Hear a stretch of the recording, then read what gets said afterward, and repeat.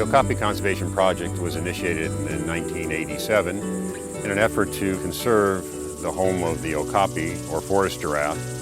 The Okapi is only found in the Democratic Republic of the Congo, and when we initiated the project, there was no protected areas for their conservation. We felt that with the assistance of zoos and donors and foundations, we could generate funds and assist the government of the Democratic Republic of the Congo in conserving their flagship species. The Okapi population in the Congo numbers between 5,000 and 10,000. Of that number, 4,000 or 5,000 are estimated to be living in the Okapi Wild Reserve. A reserve was created because it is in the prime habitat of the Okapi. And the Okapi from this region have been the source of all animals in captivity since the Belgians brought the first ones out. We try to link the zoos that have Okapi with the conservation of wild Okapi, and many of our ardent supporters are zoos of the United States, Europe, and Japan that really value supporting the conservation of the wild Okapi.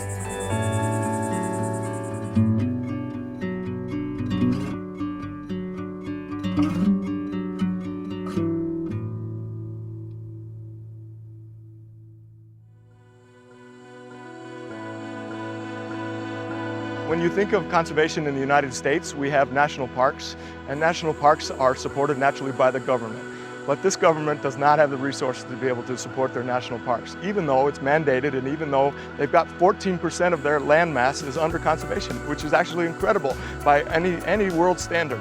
However, the resources to actually make conservation work is another story, and the infrastructure too. One of our main objectives is supporting the Institute in Congo for the Conservation of Nature, who are responsible for the protection of the natural resources of the Congo. Over the years, I mean, what kind of illegal activity are you guys seeing, or are they seeing coming into the reserve, through this? I mean, this is an entryway. What they're mostly watching for is bushmeat. Obviously, bushmeat is related to poaching and illegal hunting. Okay. Ivory, the same. Elephants are completely protected. There is also wood that's being going out, is being registered, so we can understand that it's being either collected legally or illegally. The key program of the Okapi project is education program. To give people living inside and outside the reserve, to give them relevant information about conservation. Why we conserve the biodiversity in Okapi Wildlife Reserve? What is the benefit? What is the future benefit to conserve this huge forest area? Now you have to make sure that you convince these people, you know, the day will come that this is going to pay off.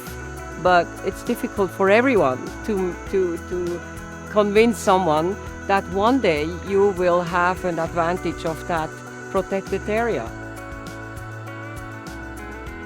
The education program helps decrease illegal activities because at least they are informed about regulations, about selective hunting, about sustainable agriculture, at least. And slowly we are trying to observe some changes. Mm-hmm. Changes will not be too immediate, but we observe changes.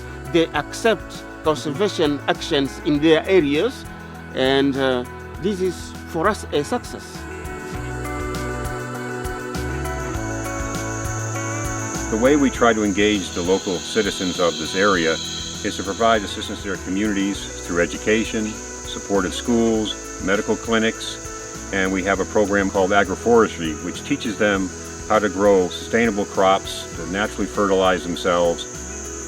We have to work with the communities to make sure their use of the resources is sustainable and doesn't impact the wildlife or the natural habitat of the forest. Donc la pratique de l'agriculture consistait à abattre les arbres, après avoir abattu les arbres, on brûle et on sème. Les terrains pouvaient seulement être exploités pendant 2 ans et on abandonne. So what is she working on? They just planting beans. Oh, they're planting beans right now. Beans. Mbele tulikuwa na magumu mambo. Mbolea kwanza ilikuwa na inaishi. Sasa wakati nye balikia panda miti na kwanza katakata yao hivi mbolea sasa inakuwa zaidi. Miti inaleta faida sana. Haina tena faida kusema niende nikate pori. Mavuno kunatoka tu safi.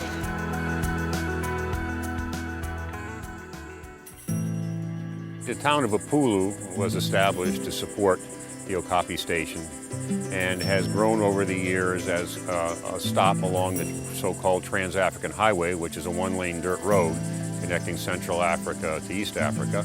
And the town is centered around the activity of helping support the people that work in the Okapi Wildlife Reserve. Ile niliweka namna gani ili watu ambele balituonyesha namna nye banyama walikuwa nakula. Ukapita kupori sawa, mimi mbuto nikapita kupori, mimi naenda kuona fasi nye jana tanyura anatafuna, mimi naangalia meno nyama fulani ndio nakula pale.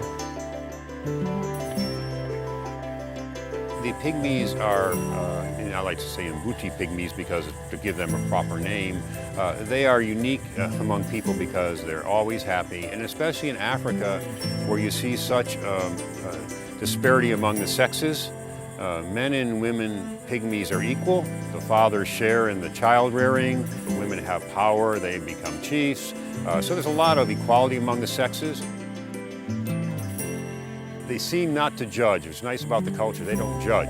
You know, everybody's judging them, but they seem not to judge anyone else. You know, just, you know, you are who you are, so that's the way it is with them.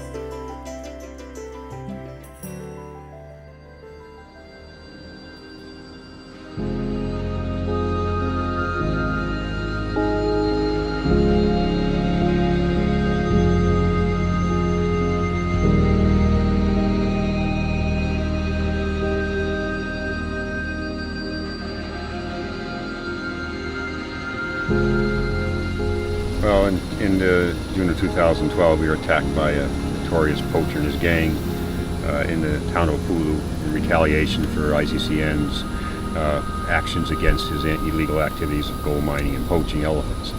They burned the station, headquarters of ICCN. They killed 6 people, and they killed the 14 ambassador Okapi that were at the station, probably in retaliation of our support for ICCN. We had nothing to do with the anti-poaching, but we support ICCN's activity. The poachers only kill animals for a living. All they care, they just want to be able to do this without any adverse reaction. So this is definitely a very bold counterattack. You know, we feel that, you know, our role is to be there when the people need us, and if you go the first time of trouble, they're not going to have any confidence in your ability. You know, you have to start all over again, gain their confidence. You do come back. We've always had this nice, even relationship with the communities, and we hope you know, the crisis builds even stronger communities.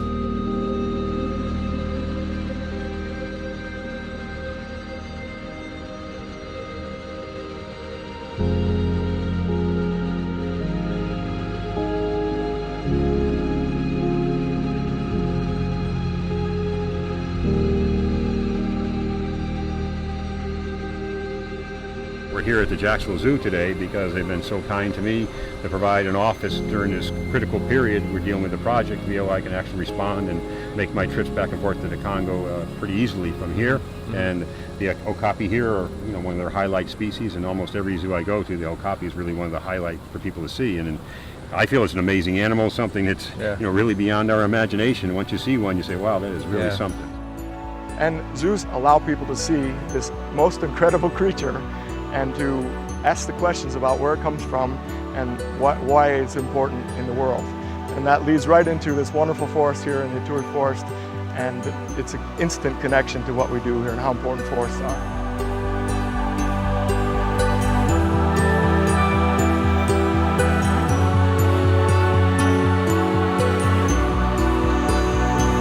You have to work with the community because that's the future key. They need to help you protect the fauna and flora. You can't go alone because it's impossible. Although we are working in a country with conflict and different pressure coming from outside, we still keep on our job. This, it makes me proud. We still keep on outstanding value of the Okapi. We still keep on.